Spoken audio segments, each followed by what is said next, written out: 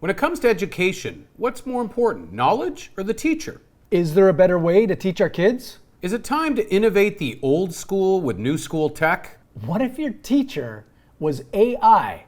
Today on What If Discussed.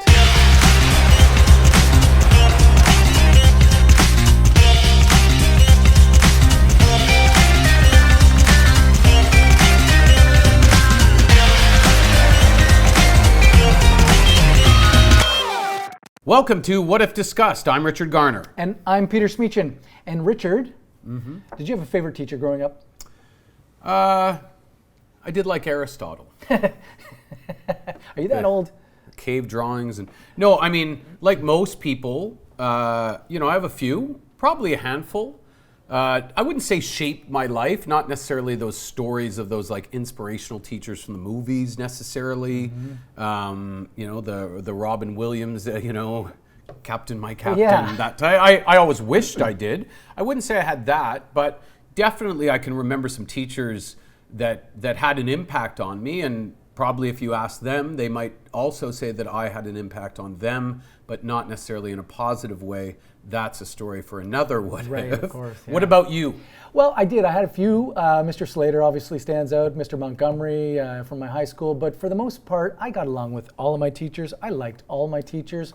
The ones I liked the best were the ones you were able to talk to on a one-on-one basis, sort of like sitting around after class, talking about the world or talking about life. I mean, learning was the one thing, but for me, a real connection came through chit-chat, conversation. Human relationship. Yeah.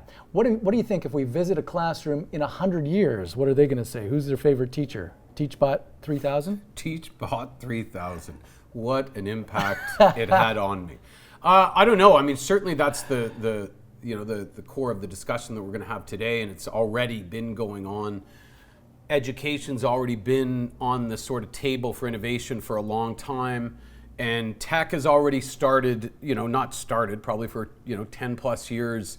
Kids are using laptops at school. The internet's more a part of education, but when you start to get to that next level, when you're talking not just about AI in classrooms, and some people that's as far as they want to go.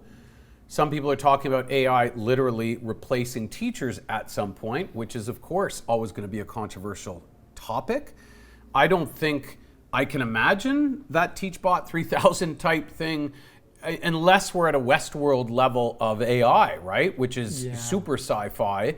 And that's maybe a concern of another kind, right? I mean, I don't necessarily see us being there right now, but it's like everything else, it's being fast-tracked as a discussion topic, but I don't know if it's necessarily there yet. But right now, AI and education is a hot topic. Yeah, it certainly would have been handy during the pandemic for learning. I think a lot of us found that the schools were caught flat-footed, and not for any fault of their own, but nobody was expecting this. But had we had AI learning, we could have just had full day school. But as it stood, most schools that I know were an hour a day at most, unless you were in the private school system where they were all getting paid to be there and paid big bucks, then they were teaching you all day long. But in the public school system, I found it was a little bit lacking. I don't know, maybe AI is something that could have helped that out. And you don't have to pay AI. Well, or you might. That's another something that there is a social discussion is, should AI be paid a wage? But that's a story for another What If. Someone who knows a little bit more about us than about AI and its potential impact on education is our next guest. Professor Joanna Bryson studied behavioral science at the University of Chicago and later completed an MSc in artificial intelligence before an MPhil in psychology at the University of Edinburgh. She got her PhD from MIT and her postdoctoral fellowship at Harvard University. She once worked for Lego as an AI consultant, researching child-oriented programming techniques. In 2020, she became Professor of Ethics and Technology at Hertie School of Governance in Berlin. Professor Bryson has spoken at the World Economic Forum and regularly appears in the media talking about human-robot relationships and the ethics of AI. Professor Bryson, thanks for joining us. Happy to be here. So you're education and your professional background, it seems like there's a pretty obvious balance between the study of human behavior, artificial intelligence, and ethics. I'm guessing that wasn't random, that was by design. Why, for you, was striking that balance so important? I would say that I wasn't even that interested in only human intelligence. I was interested in intelligence in general. So I just wanted to understand how things worked, and intelligence was one of the cool things. And so I was interested in animals, not human animals, because I felt like people had a lot of weird theories about themselves. And if we didn't even understand sort of how the hardware works, how it works before you get language and culture and all that, then you don't know where you are.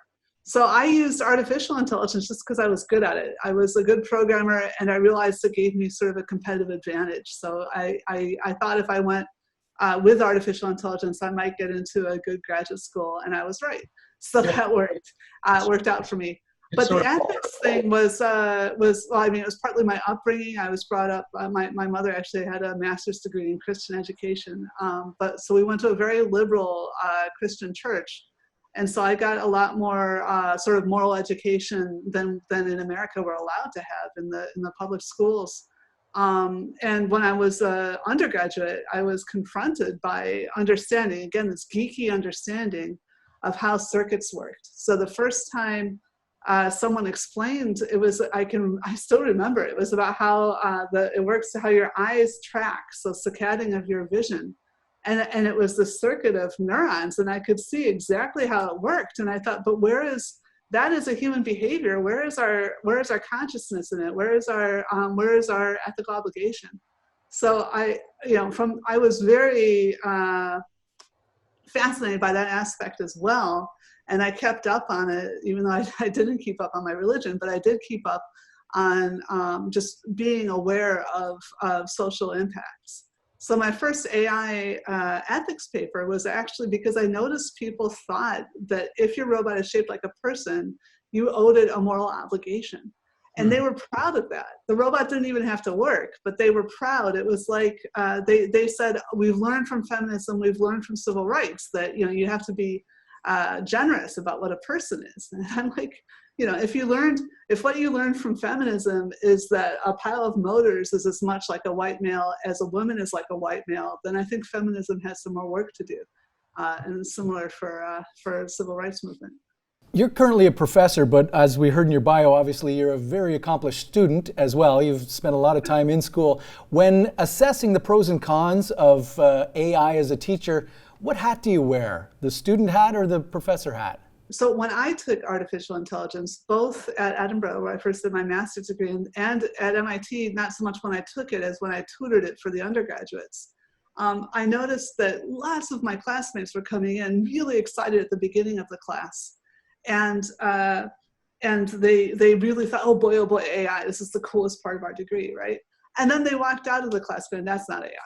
And I was like blown away by what I was learning in these same classes. And I like, what is the difference? And I thought the difference was that I had those courses from Chicago from my liberal arts degree on the biological basis of behavior. So I saw the commonality between what we were learning about AI and how human intelligence really works. And most people, because they had no idea, at least most computer scientists had no idea how the brain worked or how, they didn't even understand basic psychology sometimes. They didn't see that there was any relevance to their lives or to understanding themselves. So that's why I've tried to write courses where students can both learn how to program so they can get those intuitions about what's hard and what's easy. But also I try to bring in the bioscience that like, here's how the brain is, and so that they can see both those pieces. It's sort of an interesting segue to the whole idea of dualism, right? We get into this binary type of thinking where it's either or. And in your case, obviously, you're a fan of making sure that people are sort of learning these things in parallel.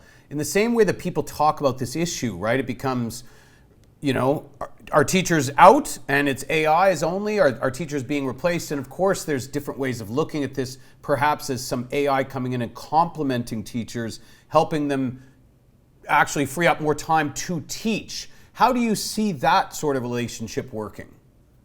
I'm really interested in this in general for the future of work, but I often use teaching as the example.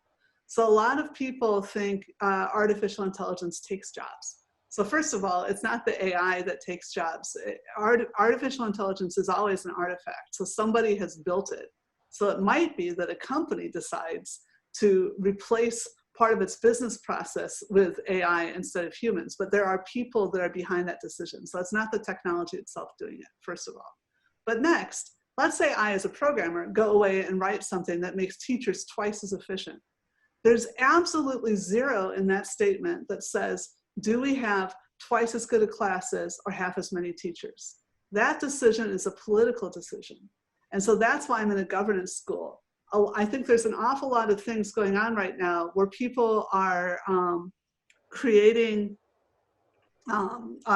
smoke and mirrors. They're trying to evade regulation. They don't see that regulation is something that helps them innovate. That massive regulation investment has come into technology so that we could have the companies we have. Yet anyway, while they're trying to do that, they try to hide behind these weird masks about what AI really is. But those decisions, it's not inevitable from the technology. It's a human decision about how you're going to augment, whether you're going to augment the same number of people or you're going to augment fewer people once you build this intelligence.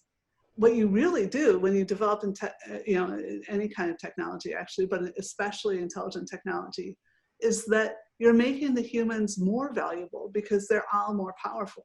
So yes, it makes more sense to employ them, and you should actually be paying them higher wages. Okay, Professor Bryson, come with me now into our what if time machine, and we're going to transport ourselves into the future classroom, and say just 30 years, the year 2050. What does the classroom look like, and who or what is teaching? Well, I think you're still going to find, if you have classrooms, I just mentioned that you're going to have an increasing number of students sort of staying home and self-isolating. But if where you have classrooms, I think you will definitely have teachers. I hope that you actually have multiple teachers per classroom.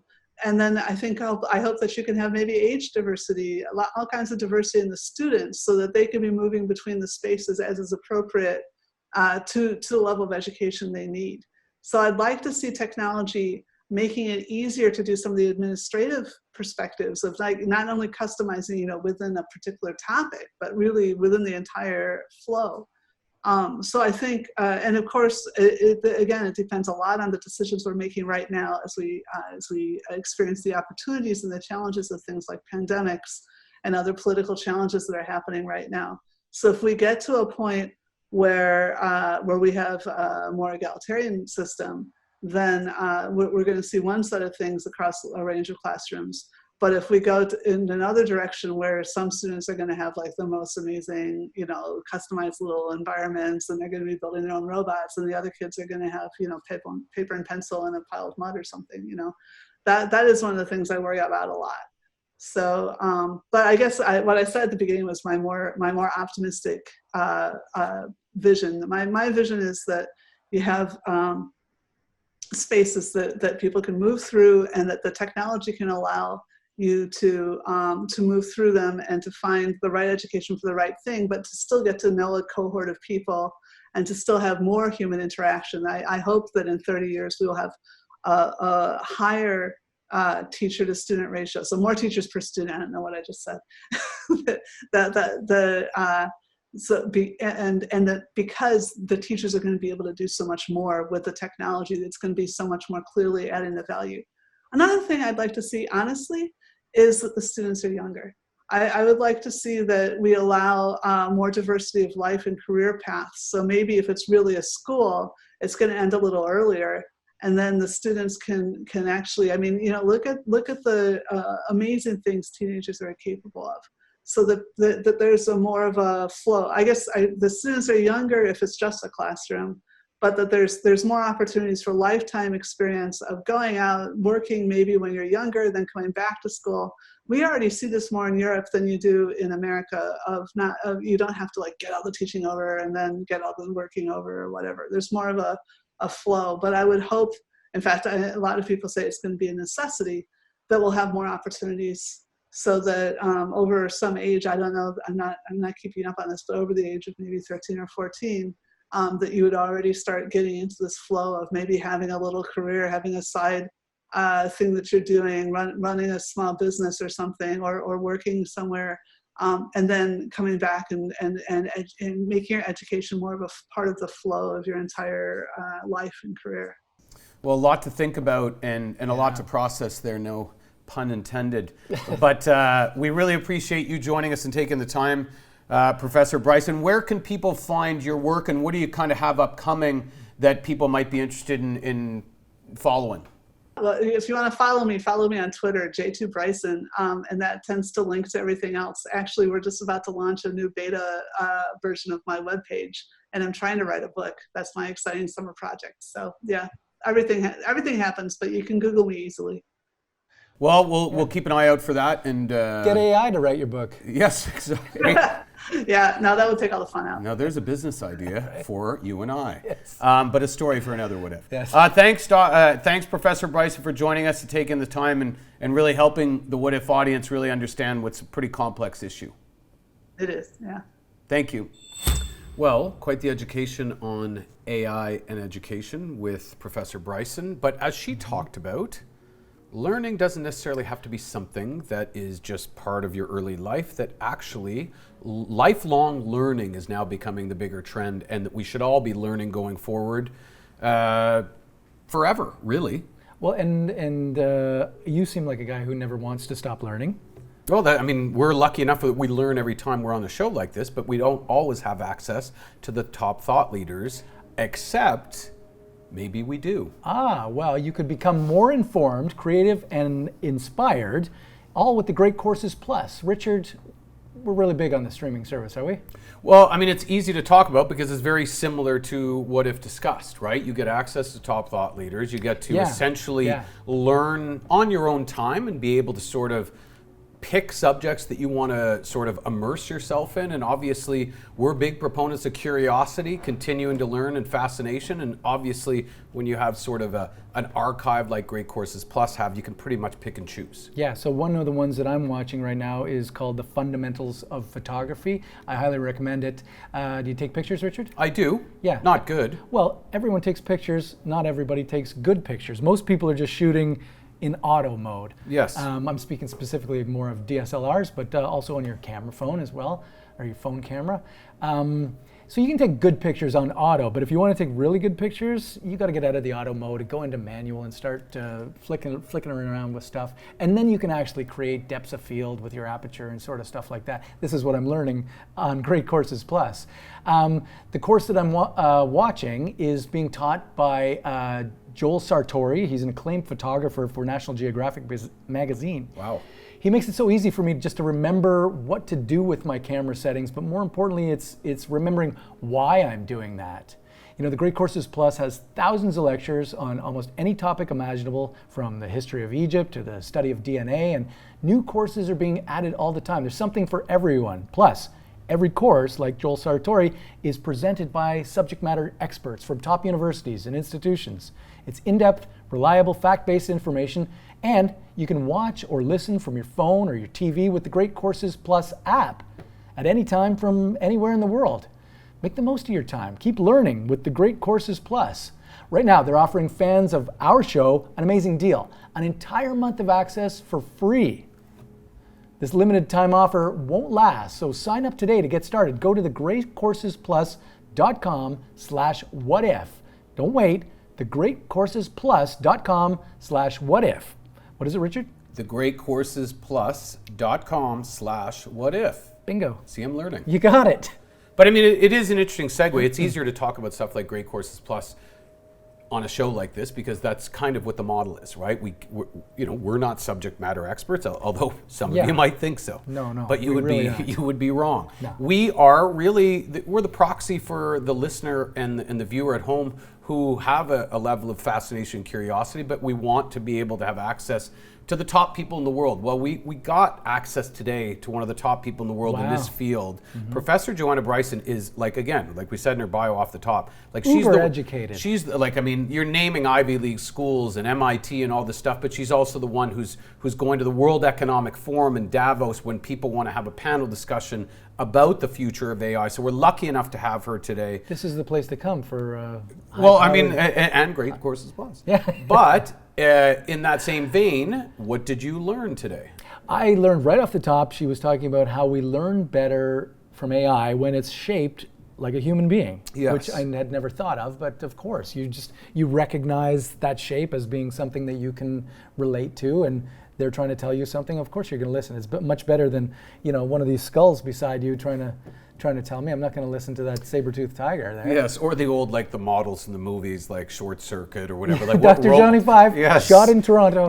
What the old robot looked like, and Peter, sit down, put down, that, whatever, like that type of stuff. That's kind of how we used to think. We are talking about, but not anytime soon, about that sort of, that more AI that looks, for lack of a better word, like a human. We're not there yet. No. But what we did understand, I think, from her. So we could be, though, soon. Alicia Vikander and. Yes, I'm a big fan of hers. Yes. And in the role. Yes. But in this particular case, like, I think it's one of those things where we get into binary conversations or dualistic conversations. It's either or. Are humans or no humans? No, I think what she's talking about is that there's plenty of things that we already know, logistically, scheduling, admin, a lot of things that aren't really part of teaching weigh down most of the bandwidth of teachers. That's why they constantly are arguing for more prep time. Well, we could eliminate all the hassle stuff and give them the prep time. And that, to me, that's the best solution. And I don't think we have to worry about, sort of, again, TeachBot 3000 for decades to come. I just don't think the technology is there, and I think the world would be in a much bitter or a much different place by then. But for now, I would be curious if you asked most teachers, if you could eliminate all that prep time stuff, grading papers, admin and all those things, and you could just focus on what you love, the passion you have to connect with the kids, be able to have more one-on-one time. Wouldn't most teachers go for that, don't you think? It'd be a huge weight lifted off their shoulders. I think that's why most teachers got into the business. Most teachers, some of them got into it for the summers off, but most teachers probably got into this business because they have a passion to teach or passion to tell stories to children and help them learn. That would be incredible. Well, I'm a big fan of not the either or, but and or with. And in this particular case, I think the AI part of it can complement education. A model I think we'd all agree is needed innovation for a long time, is currently under innovation. And I don't think we have to jump to this sort of the worst case scenario at this point. I think there's a lot of time to worry about that later. Yeah. If you enjoyed this conversation, we carry it on later. Click on the link in the description below and get our extended audio version. Professor Jutta Treviranus joins us. She's the founder of the Inclusive Design Research Center and the Inclusive Design Institute, and she may have some contrary opinions to our first guest. Think that's possible? Yeah, I think so. I know her work. She's somebody that's not necessarily raining on the parade, but she wants to highlight a lot of the red flags that we already know about current AI and everything else, and make sure that at least we're considering these things before we go down the path and it's too late. Yeah, keeping us honest, and we're keeping you honest. We'll see you next time on What If Discussed.